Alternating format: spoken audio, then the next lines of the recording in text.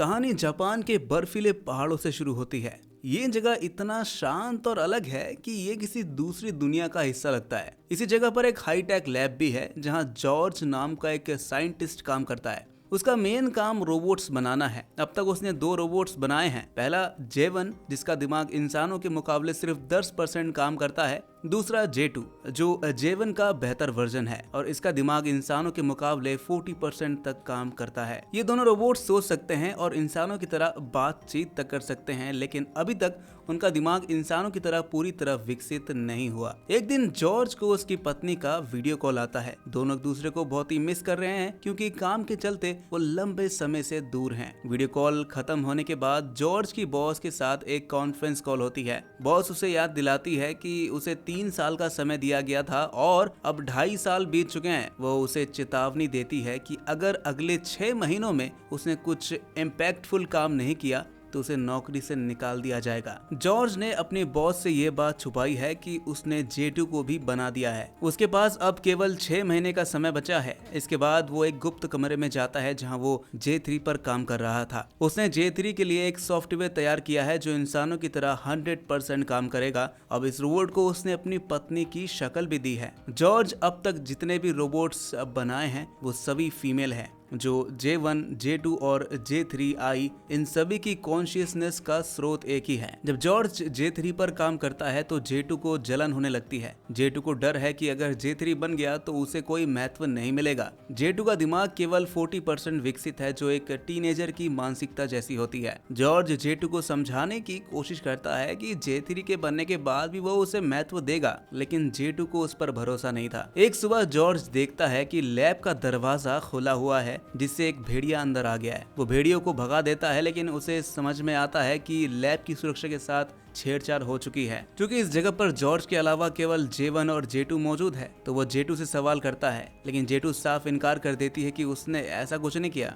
जल्दी ही जॉर्ज को कुछ गेस्ट से मिलने की तैयारी करनी होती है। वो J1 और J2 को छुपा देता है और लैब तक पहुंचने के लिए एक ब्रिज से गुजरता है जिसे जॉर्ज कनेक्ट और डिस्कनेक्ट कर सकता था। गेस्ट्स जो आर्काइव नामक एक कंपनी से हैं लैब में प्रवेश करते हैं। बातचीत के दौरान ये पता चलता है कि कई साल पहले जॉर्ज की पत्नी की एक कार दुर्घटना में मृत्यु हो गई थी। आर्काइव कंपनी का काम मरे हुए लोगों की कॉन्शियसनेस को एक बॉक्स में स्टोर करना है। इससे उनके रिश्तेदार उनसे 200 घंटे तक बातचीत कर सकते हैं। 200 घंटे के बाद ये सिस्टम अपने आप बंद हो जाता है। जॉर्ज ने भी अपनी पत्नी की कॉन्शियसनेस को एक बॉक्स में स्टोर कर लिया था और इसी के माध्यम से वो उससे वीडियो कॉल पर बात करता रहता है। हालांकि अब जॉर्ज के सिस्टम में कुछ गड़बड़ी आ चुकी है। वो अपनी पत्नी से संपर्क नहीं कर पा रहा है। जब भी उसकी पत्नी कॉल करती है तभी वो उससे बात कर पाता है। अब उसके 200 घंटे भी पूरे होने वाले हैं, जिसके बाद शायद वो अपनी पत्नी को फिर कभी वीडियो कॉल पर देख ना सके। आर्काइव कंपनी के गेस्ट्स लैब के उपकरणों को चेक करते हैं और उन्हें पता चलता है कि आर्काइव के साथ जो है छेड़छाड़ की गई है। वो समझ जाते हैं कि ये जॉर्ज का काम है। गेस्ट्स आर्काइव को वापस लेना चाहते हैं, लेकिन जॉर्ज उन्हें मना करता है। वो कहता है कि वो अपनी पत्नी की कॉन्शियसनेस को कहीं नहीं जाने देगा। आर्काइव टीम के बॉस जॉर्ज को समझाता है और कहता है कि वो इसे अपने पास रख सकता है, लेकिन ये साफ होता है कि आर्काइव के साथ छेड़छाड़ की इजाजत किसी को नहीं होती। जॉर्ज ने सच में अपनी पत्नी की कॉन्शियसनेस को आर्काइव से कॉपी करके अपने J1, J2 और J3 प्रोजेक्ट में डाला है। इसका मतलब ये है कि इन रोबोट्स के अंदर उसकी पत्नी की कॉन्शियसनेस मौजूद है। वो इन रोबोट्स के जरिए अपनी पत्नी को एक बार फिर से जिंदा करना चाहता था। जॉर्ज J3 पर काम करना शुरू कर देता है और देखता है कि उसका दिमाग सही तरीके से काम कर रहा है। J3 अपने आसपास की हर चीजों को सेंस कर सकती है। वो J1 और J2 से भी मिलती है, जिनसे मिलकर उसे खुशी होती है। हालांकि J2 J3 को बिल्कुल पसंद नहीं करती।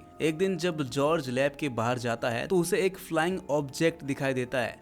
तभी J3 उसे कॉल करके बताती है कि लैब में पावर कट हो गया है। जॉर्ज जल्दी से लैब में लौटता है और देखता है कि लैब का सिस्टम पुराना होने के कारण ये समस्या बार बार हो रही है। जॉर्ज अपने बॉस के कहने पर एक सिक्योरिटी प्रोवाइडर से मिलता है। सिक्योरिटी प्रोवाइडर उसे बताता है कि कोई उसके ऊपर नजर रख रहा है और हो सकता है कि उस पर हमला भी किया जाए। ये सुनकर जॉर्ज वापस अपने लैब में लौट आता है। रात को सोते समय उसे अपनी पत्नी का सपना आता है, लेकिन अचानक इमरजेंसी अलार्म बज उठता है और उसकी नींद खुल जाती है। जॉर्ज देखता है कि लैब का दरवाजा खुला हुआ है और उसके दरवाजे का शीशा टूटा हुआ है। साथ ही J3 वहां से गायब है। जॉर्ज जे3 को ढूंढने के लिए बाहर जाता है, लेकिन उसे जे3 कहीं नहीं मिलती। जब वो वापस लैब में आता है तो जे3 उस पर हमला कर देती है। जे3 कहती है कि उसे पता है कि जॉर्ज उसके दिमाग के साथ क्या कर रहा है। जे2 ने उसे सब कुछ बता दिया था। हालांकि जे3 ये नहीं बताती कि जे2 ने क्या बताया है, लेकिन जे2 की वजह से जे3 बहुत ज्यादा हिंसक हो चुकी है। जॉर्ज किसी भी कीमत पर अपने इस प्रोजेक्ट को पूरा करना ही चाहता था। पिछले कुछ समय से उसने जे1 और जे2 पर बिल्कुल भी ध्यान नहीं दिया था। जॉर्ज ने जे1 और जे2 को अपडेट भी नहीं किया है, जिसकी वजह से जे2 को जलन होने लगी है। जॉर्ज को डर होता है कि जे2 की वजह से उसका प्रोजेक्ट कहीं खराब ना हो जाए, इसलिए वो जे2 को कुछ समय के लिए ऑफ कर देता है। कुछ समय बाद जॉर्ज को उसकी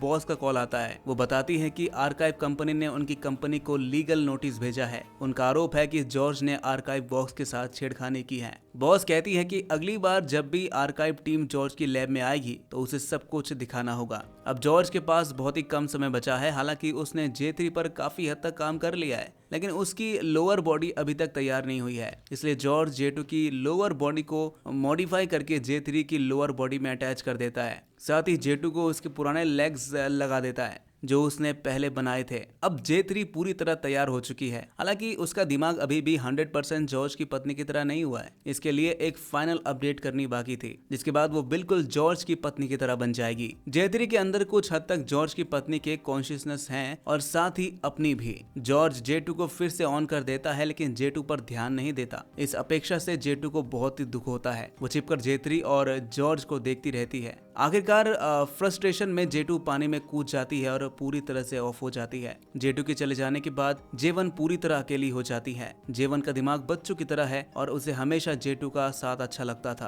अब रात में जॉर्ज को एक सपना आता है। वो उस एक्सीडेंट को देखता है जिसमें उसकी पत्नी की मृत्यु हो गई थी। सपने में जॉर्ज खुद को और अपनी पत्नी को देखता है। वो अपनी पत्नी को इस प्रोजेक्ट के बारे में बता रहा होता है और कहता है कि उसे जापान जाना होगा, जहाँ वो 3 साल तक रिसर्च करेगा। लेकिन उसकी पत्नी उससे दूर नहीं होना चाहती थी। इसी बीच उनकी कार का एक्सीडेंट हो जाता है और जिसमें उसकी पत्नी की मृत्यु हो जाती है।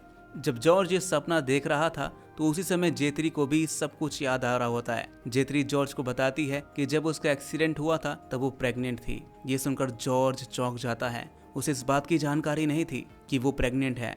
जॉर्ज आर्काइव से कॉल करके अपनी पत्नी से ये बात कंफर्म करना चाहता है, लेकिन उसका कॉल कनेक्ट नहीं हो पाता। दरअसल जब से उसकी पत्नी की कॉन्शियसनेस को आर्काइव में डाला गया है, तब से वो अपनी पत्नी को कभी कॉल कर नहीं पाया है। हमेशा उसकी पत्नी का ही कॉल आता है। अब जब जॉर्ज के पास केवल कुछ ही मिनट बचे हैं, यानी ये उसका आखिरी मौका है कि वो अपनी पत्नी से वीडियो कॉल पर बात कर सके। वो कस्टमर केयर को कॉल करता है और बताता है कि कुछ समय पहले उनकी अपनी कंपनी से 2 लोग उसके लैब में आए थे। जॉर्ज उन लोगों के नाम भी बताता है, लेकिन कस्टमर केयर उसे बताता है कि इस नाम की कोई भी कर्मचारी उनके कंपनी में काम नहीं करते। जॉर्ज को एहसास होता है कि जिससे वो बात कर रहा है वो असल में कोई इंसान नहीं है, ये पहले से रिकॉर्ड किया गया एक सिस्टम है। उसे समझ में आता है कि अब उसके पास बहुत ही कम वक्त है। वो जे3 के दिमाग को पूरी तरह से अपडेट करना चाहता है ताकि उसका दिमाग 100% उसकी पत्नी की तरह बन सके। लेकिन इससे पहले कि वो अपडेट कर पाता, उसकी बॉस का कॉल आ जाता है। बॉस जे3 को देख लेती है। इसके अलावा आर्काइव टीम को पानी में जे2 की बॉडी भी मिल चुकी होती है।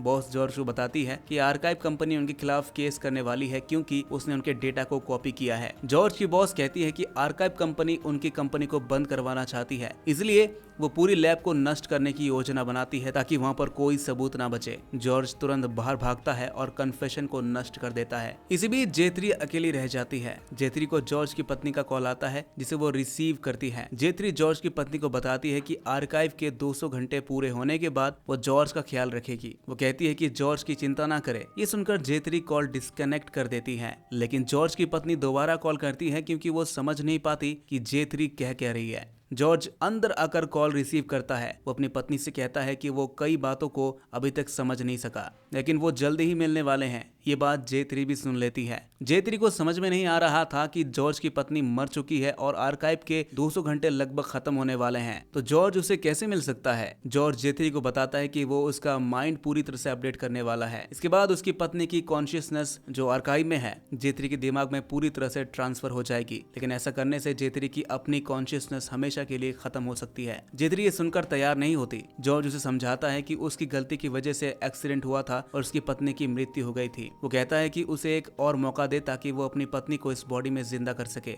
इसी वक्त जॉर्ज की बॉस के लोग लैब को नष्ट करने के लिए आ जाते हैं। जॉर्ज जेतरी को मनाने में कामयाब हो जाता है। वो जेतरी के सिस्टम को अपडेट करना शुरू कर देता है और ये प्रक्रिया जेतरी के लिए बेहद दर्दनाक थी। वो दर्द के कारण बेहोश हो जाती है। जैसी सॉफ्टवेयर अपडेट पूरा होता है, बॉस के लोग जो लैब को नष्ट करने आए थे अचानक गायब हो जाते हैं। कुछ देर बाद जेतरी को होश आता है। अब वो पूरी तरह से जॉर्ज की पत्नी बन चुकी है। जेतरी की अपनी कॉन्शियसनेस पूरी तरह खत्म हो चुकी थी। इसी दौरान आर्काइव से बार बार जॉर्ज की पत्नी का कॉल आ रहा था। जॉर्ज समझ नहीं पाता कि जब उसने अपनी पत्नी की पूरी कॉन्शियसनेस को J3 में ट्रांसफर कर दी है तो उसे आर्काइव से कॉल कैसे आ सकता है। जेतरी उसे कॉल रिसीव करने से मना करती है, लेकिन जॉर्ज कॉल रिसीव करता है। ये कॉल उसकी पत्नी का था। पत्नी कहती है कि उनके पास जिंदगी के बस कुछ ही आखिरी मिनट्स बचे हैं। इसके बाद आर्काइव का समय हमेशा के लिए खत्म हो जाएगा और वो कभी एक दूसरे से बात नहीं कर पाएंगे। जॉर्ज फोन पर एक बच्चे की आवाज भी सुनता है। ये आवाज उसकी बेटी की थी। यहीं पर कहानी का सबसे बड़ा खुलासा होता है। हमें यहाँ पर पता चलता है कि उस एक्सीडेंट में जॉर्ज की पत्नी नहीं बल्कि जॉर्ज की मृत्यु हुई थी। असल में जॉर्ज की पत्नी जिंदा है और उसने एक बेटी को जन्म दिया है और असली दुनिया में अपनी बेटी को पाल रही है। दूसरी ओर जॉर्ज, जिसकी मृत्यु हो चुकी थी, केवल दिमाग के रूप में जिंदा है। अब तक जो भी कुछ जॉर्ज के साथ हो रहा था वो उसके दिमाग की एक कल्पना थी। आर्काइव का समय खत्म होने वाला है। जॉर्ज का दिमाग अलग अलग तरह से हेलुसिनेशन कर रहा था। उसे लग रहा था कि अब उसकी बॉस लैब को नष्ट करने वाली है और उसे आर्काइव से छेड़छाड़ की वजह से पकड़ लिया जाएगा। लेकिन हकीकत ये थी कि जॉर्ज का दिमाग मरना नहीं चाहता। अब जॉर्ज चाहकर भी खुद को जिंदा नहीं रख सकता। उसे हमेशा के लिए खत्म होना ही होगा।